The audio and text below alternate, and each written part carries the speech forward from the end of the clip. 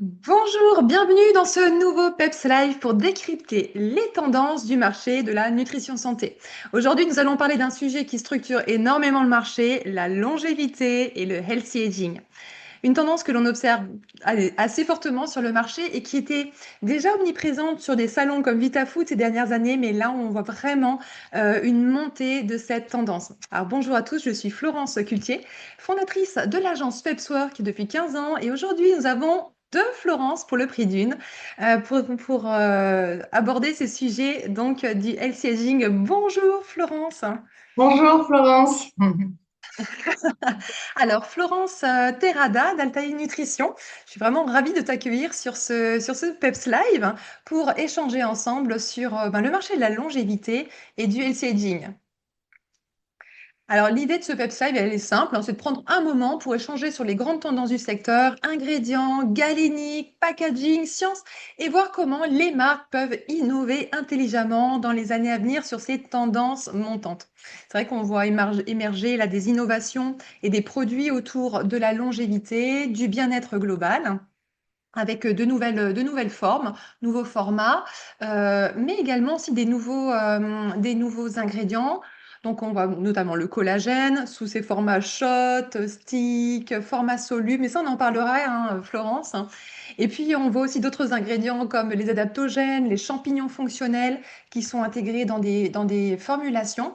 Et puis, une explosion des formats gummies ou autres galéniques qui finalement cible aussi le sommeil, la vitalité et sur des produits positionnés sur le healthy aging. Alors, du coup, Florence, quand on regarde le marché de la nutrition santé aujourd'hui, on voit qu'il y a une vraie accélération autour des sujets de prévention, de bien-être global, de longévité, plus que de curatif, hein. Et d'ailleurs, le marché mondial des compléments alimentaires liés au healthy aging est estimé à plus d'1,4 milliard en 2024 et pourrait atteindre plus de 2 milliards d'ici 2034. Donc on est vraiment sur un marché qui est extrêmement émergent avec une croissance annuelle de près de 6%. Donc je pense qu'effectivement on est sur une tendance qui est largement intéressante pour les marques. Florence, d'après toi, qu'est-ce qui pourrait expliquer cet engouement et comment les marques doivent finalement se positionner aujourd'hui pour saisir ces opportunités de marché? Alors, rebonjour Florence, merci pour l'invitation de Pepswork à ce podcast. Donc, je viens de prendre conscience des chiffres que tu as cités, c'est vraiment impressionnant. Et en Ouais. fait, ça confirme vraiment ce qu'on observe sur le terrain tous les jours. On est vraiment passé d'une médecine de réparation à une culture de préparation. C'est un peu Mm. cliché, mais c'est vraiment ça qu'on ressent. Parce qu'aujourd'hui, le consommateur ne veut pas juste masquer les signes du temps, si on va vers le Mm. healthy aging, qui cherche vraiment une performance durable. C'est-à-dire qu'on va quitter la logique de l'ingrédient miracle, qui fonctionnait par sa communication, pour aller vers une tendance et une logique vraiment de solution santé. C'est-à-dire qu'on s'attaque à des causes profondes, type inflammation, santé des cellules ou Mm. encore énergie mitochondriale. C'est vraiment un sujet passionnant. Mm. Et en fait, pour te répondre, euh, pour les marques, il y a vraiment deux piliers qui seraient pas négociables et qui ne sont pas, je pense, pour se positionner. Ça serait point numéro un, la science. La science avant tout, parce que le marketing flou, c'est fini. Le consommateur, il veut de la crédibilité, des actifs brevetés. D'ailleurs, voilà, c'est vraiment la Mm. tendance et le pli qu'on a pris nous, depuis quelques mois, années même, et des résultats prouvés. Et puis, il y a un mot qui revient de plus en plus, c'est vraiment une approche holistique. Euh, et on en parlera après plus dans nos échanges, mais c'est vraiment que le complément alimentaire ne peut plus être un produit isolé. Il fait partie d'un écosystème. Et donc là, on inclura le sommeil, le stress, l'alimentation. Donc du coup, chez Altae, c'est devenu vraiment deux axes très stratégiques. On n'est pas seulement des fabricants, mais on est aussi des partenaires d'innovation. Donc, notre job, ça serait vraiment de rendre, je dis toujours, mais il y a encore beaucoup de travail, mais c'est le fait de rendre une science concrète. Donc, Mm. ça passe par du sourcing de molécules de pointe, des sénolytiques ou des précurseurs de NAD, de NAD, mais en fait, c'est surtout aussi, et on en avait parlé lors de notre rencontre sensorialité, En réalité, oui, de oui, joindre l'utile à l'agréable et que ça soit agréable à consommer. bien sûr. Euh, ce dont on se rend compte, c'est que vraiment cette longévité, c'est devenu un travail de fond. Et si la galénique n'est pas parfaite, l'utilisateur, il va décrocher. Hmm. Oui, un conseil pour les marques, c'est que vraiment, elles doivent se rapprocher d'une rigueur scientifique et une expérience plaisir. Justement, Florence, chez Pepsor, étant donné que vous accompagnez beaucoup de marques nutraceutiques dans leurs projets,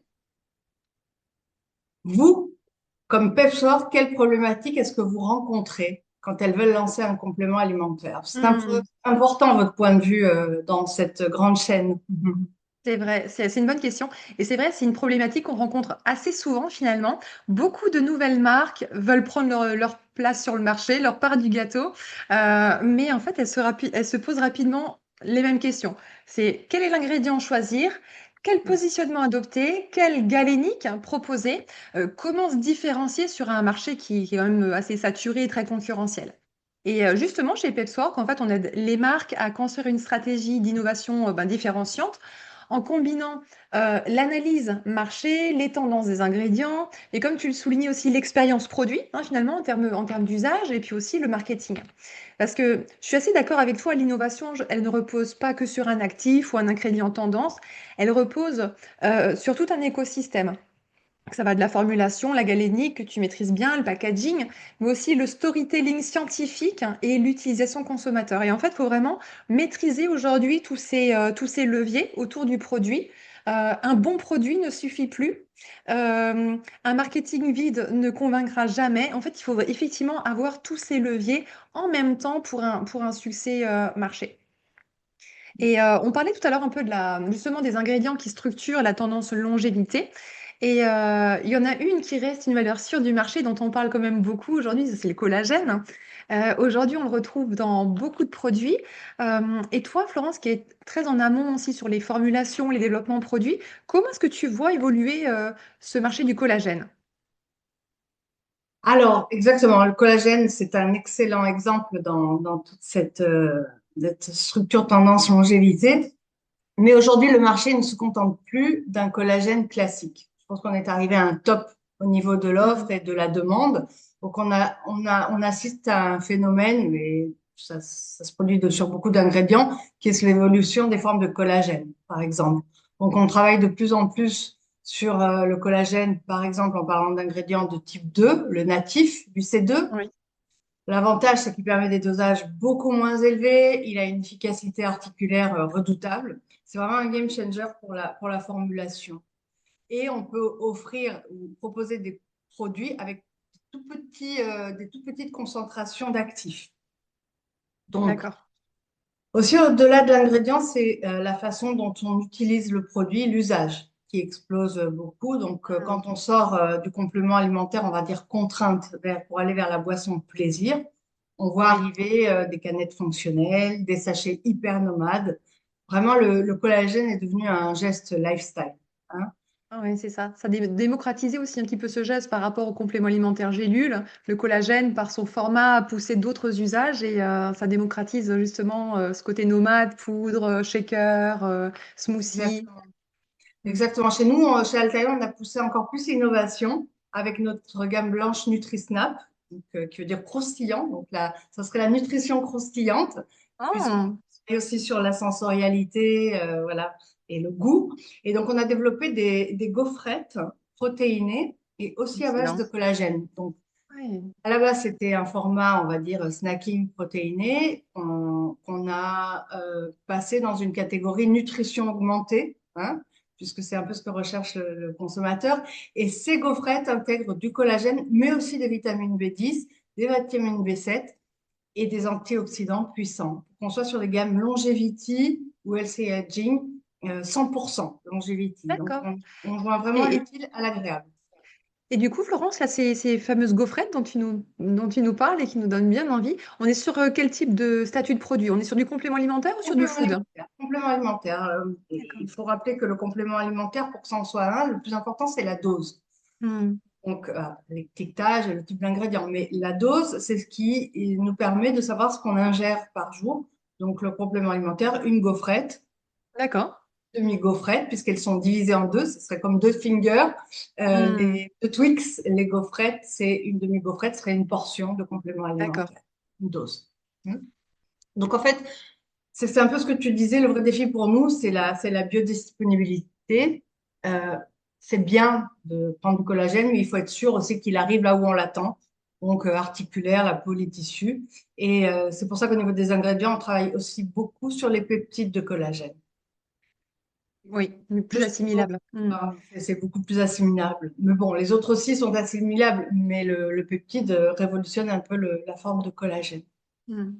Oui, en fait, en résumé, le collagène, il ne passe pas ou plus que par des poudres, mais aussi par des formats beaucoup plus malins et Oui, une science d'assimilation, comme on dit avec les peptides, quoi, toujours plus pointue.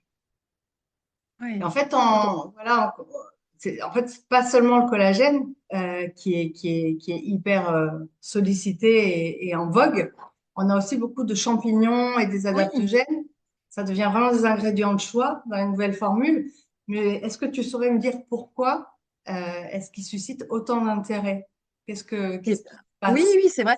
Mais tu as raison, c'est vraiment des ingrédients qu'on a vu exploser sur des salons comme Vita Foods, où il y a quelques années, c'était encore assez timide et marginal et très, très exotique. Et là, on voit vraiment que c'est des tendances de fond qui sont en train de s'installer. Donc, quand on parle des adaptogènes, hein, donc on parle de l'ashwagandha, de la rhodiole, du ginseng et aussi du reishi. Et vraiment, on voit on n'est pas que sur un effet de mode, on a l'impression qu'il y a quelque chose qui est en train de s'installer. Alors, bien sûr, c'est des plantes qu'on connaît depuis longtemps, mais là, qui sont peut-être qui s'inscrivent plus dans une tendance de fond. C'est vrai que ces plantes, elles sont utilisées depuis des siècles hein, dans les pharmacopées traditionnelles comme la médecine ayurvédique ou médecine chinoise, hein, donc c'est pas des ingrédients nouveaux. Mais cependant, aujourd'hui, ces plantes ancestrales répondent vraiment à des préoccupations actuelles autour du stress, de l'énergie, de la concentration et de l'équilibre global, ce qui explique aussi cet intérêt aujourd'hui sur le marché et oui, cette attente du marché parce que ça répond à des problématiques à des besoins aujourd'hui de la société moderne. D'ailleurs, les chiffres le montrent, hein. Quand on regarde les chiffres du marché, ces produits représentent plus de 10 milliards de dollars, avec une croissance annuelle autour de 10%. Donc, on est vraiment donc, entre 2023 et 2032, donc on est vraiment sur des tendances qui sont assez fortes. Et justement, ben, pour les marques qu'on conseille, on dit vraiment que ce sont des territoires d'innovation qui sont assez stratégiques. Pourquoi? Parce qu'en fait, ces ingrédients, ils permettent de formuler des produits à forte valeur ajoutée perçue on a des bénéfices qui sont transversaux, hein, donc que ce soit le stress, la cognition ou l'énergie, et c'est parfaitement aligné en fait aux attentes des consommateurs modernes. Donc on a vraiment des produits qui sont, je pense, oui, un beau succès. Mais comme tu le sais, Florence, ben, un succès produit, c'est pas seulement sur de l'ingrédient. Il y a aussi ben, tout ce combo avec la galénique, avec le packaging, hein, qui fait que ben, ça rentre dans un succès produit. Et, euh, et je pense qu'on nous, on est assez convaincus que dans la longévité, le côté aussi format va être important parce qu'on s'adresse à une cible senior, mais pas que. Hein. La longévité touche aussi des personnes plus jeunes, mais on s'adresse aussi à des personnes qui veulent prendre de l'âge en pleine forme et à leur plein potentiel. Et donc le côté eh ben, usage, facilité d'usage est très important notamment chez les seniors, quand on pense par exemple aux gélules qui peuvent causer des difficultés de déglutition, bah, on va chercher des formats plus simples à intégrer dans le quotidien. Et bah, du coup, je voulais te poser la question, Florence, toi qui es vraiment très en amont sur les développements produits, qui conseille les marques aussi sur bah, la galénique et tout ce combo. Euh, Toi, comment tu vois évoluer ces dimensions, justement galénique, packaging, expérience produit? Est-ce que tu sens que les choses sont en train de changer? Les choses évoluent, c'est certes, et c'est très intéressant ce que tu as commenté précédemment, et je rebondis complètement d'accord avec toi que les galéniques évoluent. Et aujourd'hui, on sent vraiment qu'elles ont une mission, c'est de faire le pont entre la science et la vie réelle. C'est-à-dire qu'on est Mm. vraiment ouais, un lien entre ces deux mondes-là et on ne peut plus ignorer l'observance. En fait, pour qu'un protocole de longévité fonctionne, il doit vraiment être suivi sur long terme. Et la galénique est un pilier fondamental. Hein. Donc, si la gélule, comme tu le disais, est un frein, notamment pour les seniors, qui souffrent parfois ce qu'on appelle de la fatigue des compléments, on doit vraiment proposer autre chose. Et donc, c'est là que l'innovation, elle est vraiment passionnante parce qu'on peut réinventer le geste. On passe de la contrainte au plaisir, par exemple avec des gummies, des pocket size en poudre, avec un dilué avec sa boisson préférée, par exemple, ou des shots ultra concentrés. L'idée, c'est que le geste santé s'intègre naturellement dans la routine des seniors, en l'occurrence, comme on parlait, ou des personnes plus actives, dans une routine café ou dans un rituel Oui, du c'est matin, vrai. sans vraiment y réfléchir, hein. Après, il y a le packaging. Le packaging, c'est vraiment un guide. Il est plus seulement un contenant, il fait vraiment partie de de la pédagogie du produit. Donc, pour que la longévité, elle soit efficace, ou en tout cas qu'elle arrive au consommateur, que ça soit clair. Pour que le packaging soit clair. Et un bon packaging doit expliquer simplement, enfin, aussi le pourquoi, le comment, et avoir une lecture facile. Je sais on voit apparaître certains packaging intelligents, hein, qui aident à ne pas oublier sa prise quotidienne. Bon, ça pourrait faire partie du pack ou du combo longevity, voilà, durabilité aussi.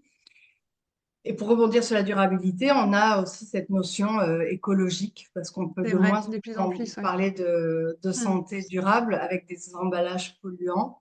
Donc, on a de plus en plus de demandes avec un paquet de packaging éco-responsable, au fond.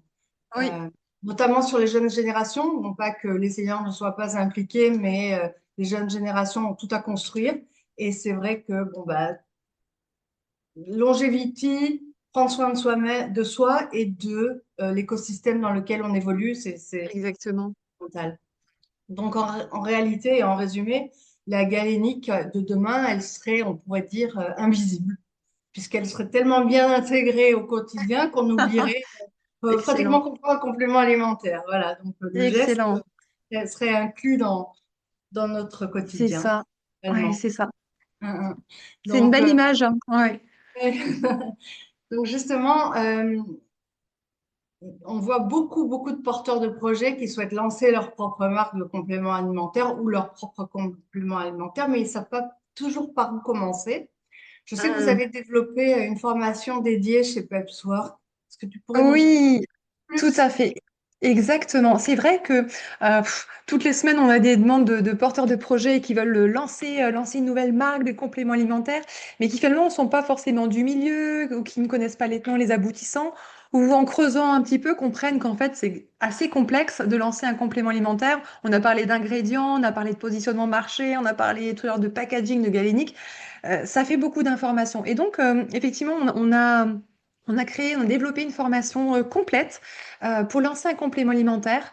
L'objectif, en fait, c'est d'accompagner, alors oui, les porteurs de projets, mais aussi les marques, les professionnels du secteur qui souhaitent développer leurs compétences, qui souhaitent lancer leur propre complément alimentaire avec une formation 360. Donc, on y aborde les aspects scientifiques, formulation, positionnement marché, marketing, qualité, même industrielle. Donc, voilà, ça permet d'avoir une vue complète de je veux lancer un complément alimentaire, je veux savoir comment ça se passe.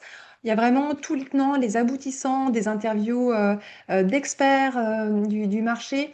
Et puis voilà, cette vue vraiment complète pour bien aborder sereinement un lancement de complément alimentaire. Et on sait qu'effectivement, lancer un complément alimentaire, c'est pas que choisir un ingrédient, mais c'est vraiment un projet stratégique hein, qui combine la science, le marketing, l'innovation. Et donc, on aborde du coup tous ces aspects dans la formation. D'ailleurs, je pense qu'on vous mettra le lien de la formation juste sous cette vidéo.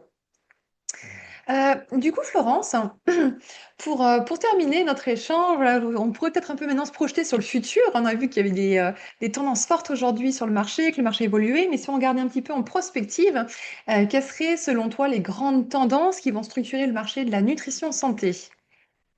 Alors, les grandes tendances, moi j'en ai détecté, ou chez Altaïr, on en a détecté trois.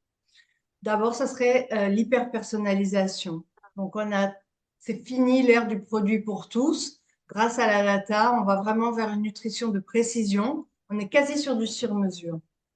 Le deuxième ou la deuxième grande tendance, ça serait une hybridation, parce que la frontière vraiment comme on a pu le mentionner avant, la frontière entre l'alimentation et le complément s'efface. Le consommateur, il veut vraiment des aliments augmentés, de nutrition augmentée. Donc un café qui booste le focus, un snack au collagène, Vraiment, chez Altaï, c'est notre priorité, sortir le complément de sa boîte pour l'amener dans l'assiette et du goût et du plaisir. Ah, Et joli voilà, bandit. qu'on s'amuse aussi, non, avec notre quotidien que ça devienne un peu plus ludique et facile. Et enfin, le troisième pilier, ça serait vraiment le sacre de la science, parce qu'on arrive et on assiste à une vraie médicalisation de la nutrition. Donc, oui, le ludique, oui, le facile, oui, l'aliment augmenté, mais toujours sur une base d'études cliniques, avec Mhm. des preuves robustes, des études cliniques solides. Et je pense vraiment que sur troisième pilier, pardon, si une marque euh, ne le considère pas, elle aura vraiment du mal à sortir son épingle du jeu. Mhm. Et voilà, c'est ce qu'on détecte tous les jours. Donc, en résumé, le futur, il sera technologique, gourmand, et j'espère, en tout cas, voilà, on travaille pour ça, ultra scientifique. Ouais. C'est un défi, comme tu peux le voir, qui est passionnant pour nous. Et puis, en tant que fabricant, on se sent et nous, on est vraiment les garants de cette belle transformation. Et chez Pepswork, toi, Florence, les marques, comment est-ce qu'elles doivent se préparer pour ces évolutions? Quelques tips? Écoute, je rejoins ce que tu as dit. Je pense qu'effectivement, je suis assez en phase avec toutes tes analyses marché. Et puis aussi, je pense que la clé pour une marque qui veut se préparer à ces évolutions, c'est d'avoir aussi une vision stratégique, en fait, de l'innovation. D'avoir sa propre vision stratégique et pas que de se laisser balloter par les tendances, mais de vraiment de savoir où est-ce que je veux amener ma marque en termes d'innovation, quel est mon fil conducteur, pourquoi on fait les choses, pourquoi on ne fait pas certaines choses aussi. C'est aussi une clé de différenciation dans l'innovation, d'avoir cette vision stratégique. Et c'est vrai, hein, les marques, elles doivent anticiper les tendances, elles doivent comprendre les attentes des consommateurs. Tu en as traduit certaines justement avec le plaisir et l'usage. Et puis construire en réponse, en fait, des produits qui s'intègrent dans une logique de lifestyle, santé durable. J'ai bien aimé quand tu as dit que, en fait, le produit, on doit presque l'oublier parce il est tellement intégré, en fait, dans nos routines et dans notre quotidien. Je pense que c'est vraiment la clé. Alors, on a vu des tendances aussi qui nous permettent de préparer ces évolutions. On a parlé de longévité ensemble. On peut aussi parler de santé mentale, de bien-être global. Et puis aussi le in-out, qui je pense sont des territoires qui vont continuer à évoluer et à structurer le marché. Donc, je pense que c'est un peu aussi ce que je pourrais rajouter. Et ouais, les marques en fait qui réussiront seront, je pense, celles qui réussiront à transformer ces idées, ces concepts, ces tendances en vraiment solutions concrètes, crédibles, différenciantes, aussi, j'imagine avec des bons partenaires industriels comme Altae, mais qui sauront transformer voilà, ces tendances, se les approprier et les rendre finalement accessibles, lisibles pour le consommateur. Alors, merci Florence pour cet échange. C'est vraiment très inspirant de pouvoir échanger ensemble autour des tendances de la nutrition santé. On voit bien que le secteur il est en pleine transformation et que les opportunités d'innovation elles sont nombreuses. C'est vrai que chaque fois on se dit, ben, je crois qu'on a tout inventé, puis chaque fois qu'on échange, Ah, on voit que le ouais. marché continue d'évoluer. Donc, est-ce que tu aurais un dernier mot pour les marques qui nous écoutent aujourd'hui, le mot de la fin? Merci à toi pour cet échange, Florence. Toujours un plaisir de partager ma vision du marché avec vous. Et le mot de la fin, ben, le healthy aging, il évolue vraiment chaque jour, tous les jours quelque chose. Et si vous voulez continuer la discussion, moi, je suis disponible pour parler formulation et tout simplement échanger sur les innovations de demain. Vous pouvez me retrouver moi aussi sur LinkedIn ou venir nous voir chez Altae. À très vite. Bah, merci Florence pour notre échange. J'étais aussi ravie de passer ce temps avec toi. Restez connectés sur LinkedIn et YouTube de l'agence Pepswork pour découvrir les décryptages du marché et sécuriser vos prochains succès produits. À très bientôt. Merci.